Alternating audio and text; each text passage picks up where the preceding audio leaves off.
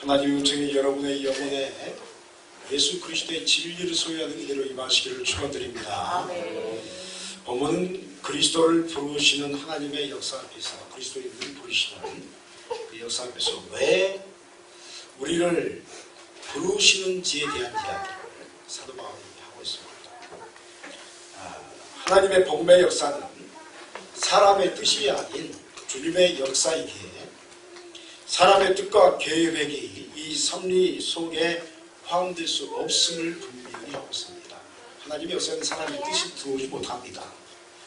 교회는 예수 그리스도의 계시를 바탕으로 세워진 곳이기 때문입니다. 믿음의 역사는 예수 그리스도의 이 진리의 역사에 머릿돌로 삼아 교회는 지금까지 세워졌고 앞으로도 세워져 갈 것입니다. 이런 교회에 우리를 예수님을 믿게 하시려고 부르신 줄 믿습니다. 이게 얼마나 큰 은혜인지 모릅니다. 저와 여러분이 뭐 하는데 예수 믿게 하시고 또 교회로 부르셨습니다. 그런데 이 부르심은 단순히 믿게 하시려고 부르셨다고 결론을 내기에는 뭔가 부족합니다. 예수를 믿었습니다. 교회에 나왔습니다. 교회가 되었습니다. 끝내기에는 뭔가 좀 뒤가 뭐가 있는 것 같습니다. 또 다른 목적이 그 안에 부르심 안에 있지 않을까 하는 생각을 해보는데 본문이 그 이야기를 합니다. 그렇다면 우리로 예수 그리스도의 복음의 역사가 강력하게 나타나는 교회로 부르신 더 근본적인 이유는 무엇일까요? 여러분, 계시는 진리인 줄 믿습니다. 진리가 계시된 것입니다. 이 진리는 예수 그리스도로부터 우리 영혼에 선포되어지고 또 우리 영혼의 소유 되시기를 바라시고 있음을 우리가 알 수가 있습니다. 11절 12절에 형제들아 내가 너희에게 알게 하니 내가 전한 복음은 사람의 뜻을 따라 된 것이 아니니라. 이는 내가 사람에게서 받은 것이 아니요 배운 것도 아니요 오직 예수 그리스도의 계시로 말미암은 것이라 라고 말씀하고 있습니다. 인류의 많은 사람들이 이 진리를 갈망했습니다. 왜냐하면 진리는 영원하고 또 그 진리의 말씀은 한 말씀도 땅에 떨어지지 않고 성취되는 강력한 힘을 갖기 때문입니다. 영원하다는 것은 세월이 흘러도 계속 변하지 않는다는 것을 뜻합니다. 이게 진리입니다. 따라합니다. 진리는 영원히 변하지 않습니다. 영원히 변하지 않습니다. 할렐루야. 변하는 것은 진리가 아니다 하는 것입니다. 그러므로 진리를 소유한 자는 세월의 흐름 속에서 영혼을 소유하게 될 줄 믿습니다. 그러나 세상에는 이 같은 진리가 없습니다. 세상을 보십시오. 얼마나 많이 변합니까? 얼마나 많은 흔들림이 있습니까? 우리가 상상하지 못하는 일들이 우리의 삶에 그대로 이루어지는 것을 보게 됩니다. 세상이 변하고 우리는 나이를 먹어갑니다. 그러므로 인생이 헛되고 헛되다 하는 것입니다. 젊음을 소유했던 적이 있지만 영원히 이것을 유지하지 못하는 인간의 한계를 경험하게 됩니다. 그래서 허망한 인생이라고 불림을 부르는 것입니다. 수많은 물질과 명예와 권력을 쌓은 사람이 있습니까? 그런데 세월이 야속하기만 합니다. 무엇인가를 잡은 것 같은데 세월을 잡을 수가 없는 것입니다. 뭔가를 쌓은 것 같은데 세월을 쌓을 수가 없는 것입니다. 그것을 영원히 지켜낼 수 없는 것입니다. 인생은 흙에서 왔기에 흙으로 돌아가는 것입니다. 그런데 오늘 읽은 말씀은 우리에게 이야기합니다. 하나님께서 우리에게 사람의 뜻이 아닌 하나님 아버지의 뜻에 따라서 예수 그리스도의 계시, 즉 진리를 허락하셨다 하는 것입니다. 이것은 사람의 방법이 아니요 사람의 지혜도 아닙니다. 오직 하늘의 방법이요 하늘의 지혜인 줄 믿습니다. 사랑하는 여러분이요, 이런 하늘의 지혜인 진리를 소유하면 어떤 일들이 우리에게 일어나게 됩니까? 요엘서 2장은 우리에게 이렇게 이야기합니다. 28절로 32절의 말씀을 한번 읽어드리겠습니다. 그 후에 내가 내 영을 만민에게 부어주리니 너희 자녀들이 장래 일을 말할 것이며 너희 늙은이는 꿈을 꾸며 너희 젊은이는 이상을 볼 것이며 그때 내가 또 내 영을 남종과 여종에게 부어줄 것이며 내가 이적을 하늘과 땅에 베풀리니 곧 피와 불과 영의 기둥이라. 여호와의 크고 두려운 날이 이르기 전에 해가 어두워지고 달이 핏빛같이 변하느니와 누구든지 여호와의 이름을 부르는 자는 구원을 얻으리니 이는 나 여호와의 말대로 시온산과 예루살렘에서 피할 자가 있을 것이며 남은 자 중에 나 여호와의 부름을 받을 자가 있을 것입니다. 이렇게 말씀하고 있습니다. 하나님의 진리의 말씀이 우리에게 소유된 것은 바로 요엘 선지자가 말씀하고 있는 영을 받은 자들이 장래의 일을 말하고 또 꿈을 꾸고 이상을 꿰뚫어보며 주님의 이름을 부르면서 구원을 이루어가는 인생을 살아가는 것이다 라고 말할 수가 있는 것입니다. 그러므로 이런 진리의 역사 안으로 주님께서 우리를 교회로 부르시고 예수 그리스도를 믿게 하신 줄 믿습니다. 여러분 교회된 여러분이요 여러분의 영혼 가운데 진리의 영이 임한 줄 믿습니다. 그래서 우리가 꿈을 꾸는 것입니다. 나이가 많이 먹어도 꿈을 꾸는 것입니다. 꿈은 원래 젊은이들이 꾸는 건데 나이가 먹어도 영생의 꿈을 꾸는 것입니다. 하나님 나라의 꿈을 꾸는 것입니다. 젊은이들이 이상을 보는 것입니다. 여러분 그러므로 우리 주님께서 말씀하시는 겁니다. 너희 자신이 진리가 되라 하는 것입니다. 그러면 내 자신이 하나님의 진리가 되어야 합니다. 하나님의 진리가 되어야 합니다. 할렐루야. 아멘. 진리는 영생이잖아요. 변하지 않는 거기 때문에 내 자신이 진리가 되는 것입니다. 오늘 여러분의 영혼에 이 진리가 소유되어지는 복된 인생으로 변화되기를 간절히 소원합니다. 아멘. 그런데 여기서 한 가지 문제가 생깁니다. 이 문제에 대한 질문은 그렇다면 진리를 소유하면 그것으로 끝나는 것입니까? 내가 진리를 소유했습니다. 성령이 내 안에 왔습니다. 말씀을 내가 받았습니다. 끝나는 것입니까? 아닙니다. 여러분 진리로 충만한 사람은 행동하게 되어 있습니다. 진리의 사람은 행하는 것입니다. 13절 말씀에 내가 이전에 이르게 있을 때에 행한 일을 너희가 들었거니와 하나님의 교회를 심히 박해하여 멸하고 라고 말씀하고 있고 15절에는 그러나 내 어머니의 태로부터 나를 특정하시고 그의 은혜로 나를 부르신 이다 라고 또한 말씀하고 있습니다. 사도 바울을 향하신 하나님의 섭리의 역사가 그대로 표현된 말씀입니다. 여러분 사도 바울이 사도에게 초창기 보면 사울이라고 이야기하면 사울이 여러분 어떤 사람입니까? 유대인 중에 유대인이요. 이 바리새인 중에 바리새인이며 율법에 능통한 가말리엘의 제자였습니다. 우리말로 하면 이제 아주 우리나라 최고 대학을 또 석박사를 마친 사람이었습니다. 그는 매우 대단한 학식을 소유했고 그 당시에 모든 사람이 동경하는 로마 시민권을 가지고 있었습니다. 오늘날이야 뭐 우리가 조금 더 어렸을 때는 제가 좀 어렸을 때 미국 시민권 하면 와 그랬어요. 근데 여러분 로마 시민권은 거기에 비해서 이 로마 시민권에 비하면 미국 시민권이 아무것도 아닙니다. 그리고 로마 시민권은요 어떤 나라의 사람도 건드리지 못하는 거예요. 건드렸다면 전쟁이 일어나는 겁니다. 함부로 건드리지 못하는 가장 강력한 제국의 시민권을 가진 사람이 사울 바울이었습니다. 그러니까 그가 바라보기에 여러분 그리스도교는 이단이었습니다. 유대교 이단이었습니다. 말이 안 되는 거였습니다. 그래서 핍박을 시작합니다. 내가 다 예수 믿는 사람을 다 잡아가지고 죽이겠다. 살려 등등하여서 교회를 핍박하고 그리스도를 핍박하기 시작합니다. 이때 하나님의 역사가 그에게 임합니다.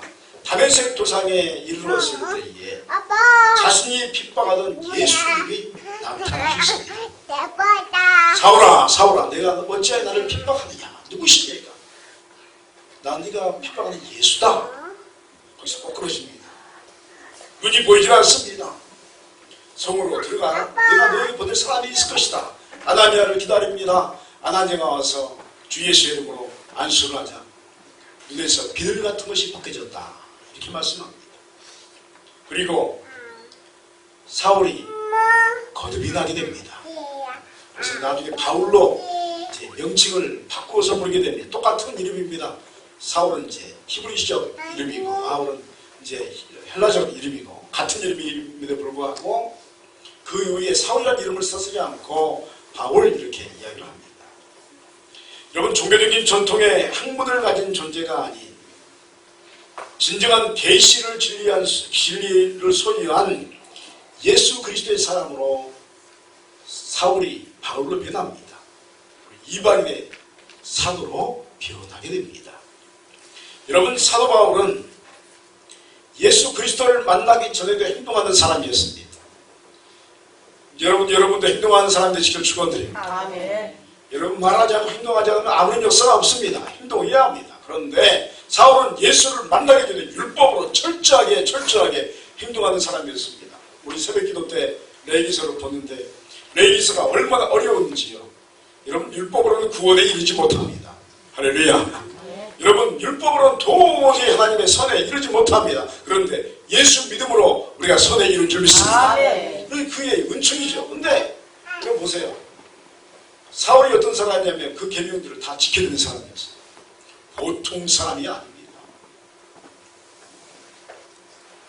예수 만나기 전에는 자신의 철학으로 행동했습니다. 자신의 신념으로 행동했고 자신의 사상으로 그의 인생을 살아가는 사람이었습니다. 이런 사도 바울에게 변화가 생겼습니다. 참된 진리 대신 예수 그리스도를 뵙게 되었습니다. 진리가 무엇인지 몰랐는데, 무엇이 참된 영생인지 몰랐는데, 하나님을 만나는 것이 어떤 것인지 몰랐는데, 다메섹에서 예수님 만난 뒤에 영적의 세계가, 영생의 세계가, 진리의 세계가 열린 줄 믿습니다. 아멘. 열린 거예요. 양대가 헛살았다. 그리고 사도 바울이 또 행동하기 시작합니다. 여러분 보세요. 예수님 만나기 전에도 사도 바울이 행동을 했습니다. 예수님을 만난 뒤에 또 행동을 했습니다. 여러분, 이게 같을까요? 다른 것입니다. 똑같은 하나님을 찾았는데 율법의 하나님이 아닌 진리와 복음의 하나님을 그가 행동하기 시작했습니다. 이야기하기 시작했습니다. 그래서 그의 모든 사역에는 하나님의 역사로 가득 차기 시작했습니다.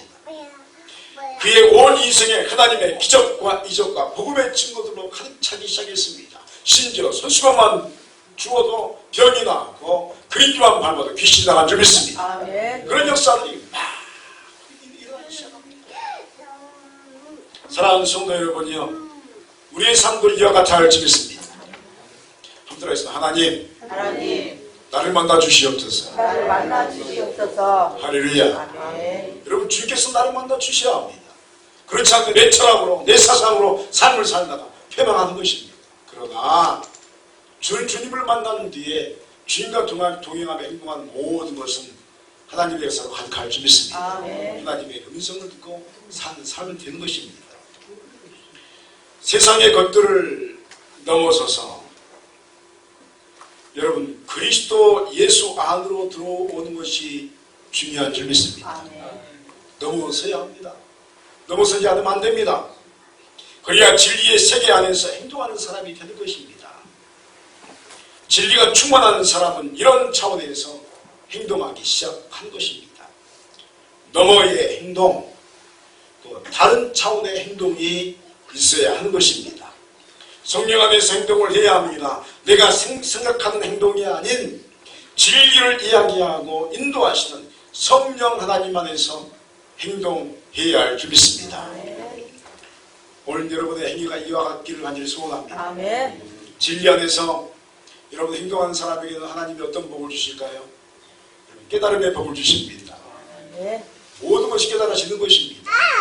깨달음은 하나님의 선물로서 이 진리의 깨달음을 소유한 사람은 이제 그것을 가르치고 전할 수밖에 없습니다. 왜냐하면 깨달았기 때문에 그렇습니다. 16절 17절에 그의 아들을 이방에 전하기 위하여 그를 내 손에 나타내시기를 기뻐하셨을 때에 내가 곧 혈육과 의논하지 아니하고 또 나보다 먼저 사도된 자들을 만나려고 예루살렘으로 가지 아니하고 아라비아로 갔다가 다시 다메섹으로 돌아간다. 여러분, 하나님 앞에 머무르는 기간이요, 아라비아 광야에서 다메섹에 있었던 그 기간이 3년을 그가 하나님 앞에 머무릅니다. 사람을 따라가지 않습니다. 먼저 기도합니다.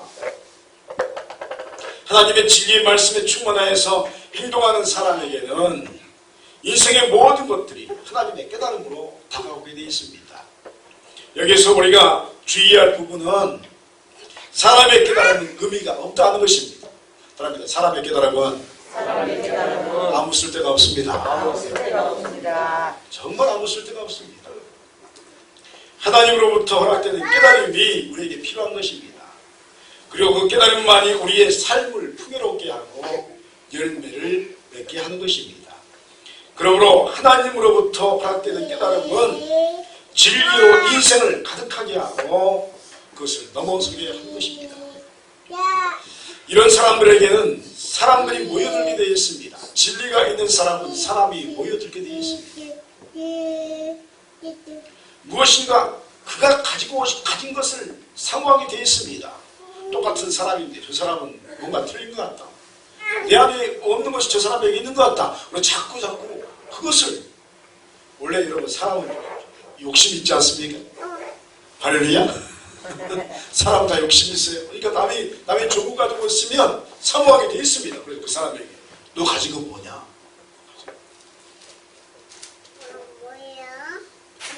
여러분 이것이 전도요 소교의 질문입니다. 따라합니다. 전도는 말로 하는 게 아닙니다. 말로 하는 게 아닙니다. 말로 하는 게 아닙니다. 내가 가진 것을 가지고 있으면 그게 전도가 되는 것입니다. 우리의 삶이 풍요롭고 또 선한 곳으로 가득하고 차분하고 또 평온하며 웃음이 가득하고 행복한 삶을 살아가는 자들을 세상이 동경합니다. 왜냐하면 세상은 이것이 없습니다. 세상은 경쟁합니다. 여러분 그러지 않습니까? 여러분이 세상 살아가시기 때문에 세상은 경쟁하는 것이고 다른 사람을 짓누르지 않으면 일어서지 못하는 것이 세상입니다. 제가 아는 어떤 집사님이요 아주 좋은 직장을 다니는 분이 계셨어요. 얼마나 이게 이제 컴퓨터 업계 이렇게 하니까 돈을 한번 딱 하면요 돈이 어마어마하게 쏟아지는 거예요. 그래서 어느 날 갑자기 보니까 이분이 회의를 느꼈어요. 내가 지금 무슨 짓을 하고 한곡에 자기를 봤더니요 자기 동료를 누르지 않으면 나 자신이 올라가지 못하는 거예요. 사람을 누르고 올라가다 보니까 어느 순간 마음에 회의가 생기고 내가 이게 무슨 짓이야. 나 예수 믿는 사람인데 내가 왜 사람들을 누르고 올라가지. 회의를 느끼기 시작해서 이거는 인생이 아니다. 여러분 원래 세상이 그렇습니다. 그러다가 그 사람을 포기합니다. 그분의 고백이에요. 제가 신방 갔더니 막 그 이야기 하는 거예요. 그래서 내가 누르고 조금 더 올라가면 내가 탑까지 올라가는데 탑까지 올라가서 무하게 수많은 사람들의 눈물을 쏟아내고 집 밖으로 올라가서 탑까지 올라가서 뭐하겠어요. 그래서 그걸 멈췄답니다. 하나님이 그런 마음을 주시더래요. 그분이 지금 귀농해서 잘 사는 줄 믿습니다. 농촌이 좋은 곳입니다. 경쟁하지 않고 내려놓고 너무 좋다는 거예요. 지금 딸기 농사 짓고 이렇게 하우스 그래서 첫 해에 보니까 딸기 농사는 너무너무 힘들어가지고 아주 목사님 내가 이렇게 힘든지 몰랐어요. 그래서 그거 힘든지 모르셨어요? 딸기 농사가 그렇게 힘들다면서요? 쉴 틈이 없대요. 쉴 틈이. 이게 어디 가지도 못하고 하나님이 땀 부어놓으셨다.